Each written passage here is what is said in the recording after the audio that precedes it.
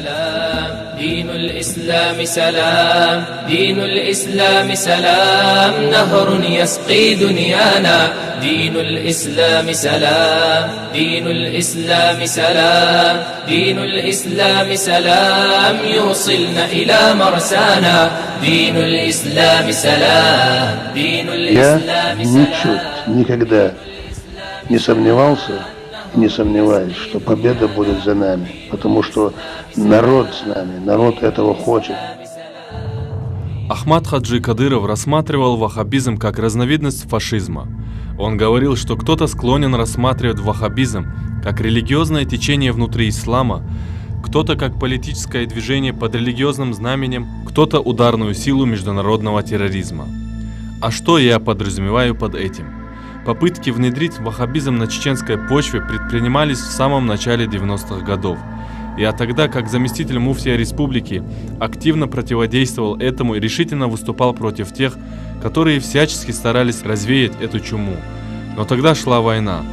До поры до времени ваххабиты ловко маскировались под повстанцев и, пользуясь трудностями того периода, они взялись за формирование так называемых джамаатов при тайной поддержке некоторых лиц, взявших на себя полноту власти в Ичкерии, старались узаконить ваххабитов. Последнее десятилетие уходящего 20 века для чеченцев ознаменовалось таким образом откатов в средневековье. Успешно развалили систему образования, культуры. Образованные и культурные граждане постепенно становились изгоями общества. Нашему обществу навязывались невежество и фанатизм. Ваххабиты рассматривали народ как стадо, как плебеи.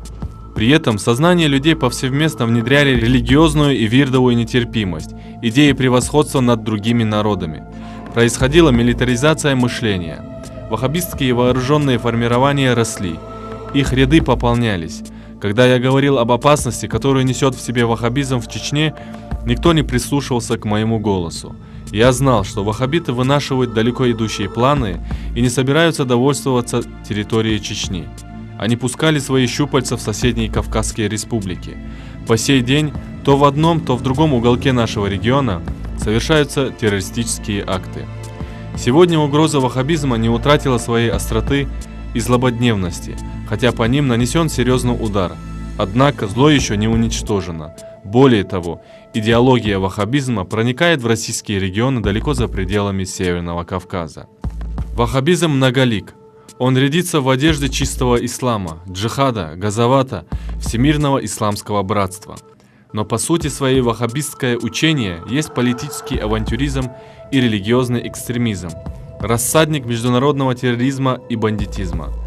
Сердцевина ваххабизма – религиозная нетерпимость и игнорирование всего национального в том или ином народе в пользу исламского интернационала.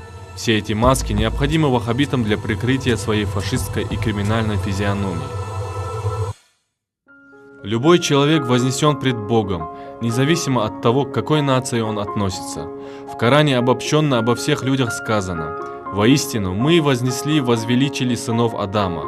В Коране также ясно показано единое происхождение всех людей, мужчин, женщин и различных народов. «О люди! Воистину, создали мы вас мужчинами и женщинами и сделали народами и племенами, чтобы вы познавали друг друга. Ведь самый благочестивый из вас перед Аллахом тот, кто наиболее богобоязненный». Таким образом, в исламе нет деления народов на лучшие и худшие.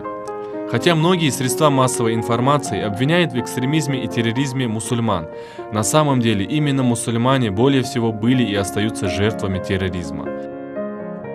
В Священном Коране убийство невинного человека приравнивается по пагубности и степени греховности к убийству всего человечества. Из книги Ахмада Хаджи Кадырова «Выбор пути».